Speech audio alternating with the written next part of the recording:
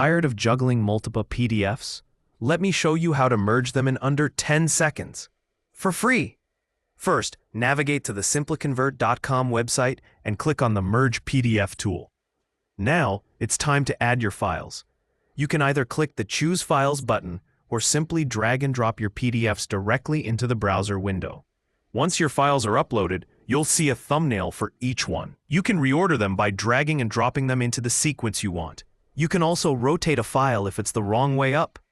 Once you have all your files in the right order, just click the Merge button to create your new single PDF.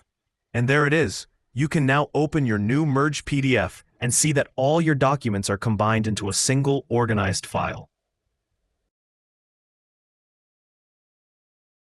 Now, a quick word about what makes SimpliConvert so great. Unlike many other online PDF tools, SimpliConvert processes your files locally in your browser. This means your files are never uploaded to a server, which offers some huge advantages. First, there's privacy.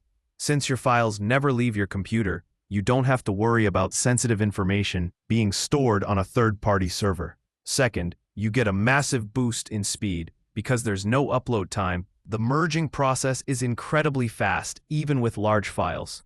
And finally, it's a matter of security.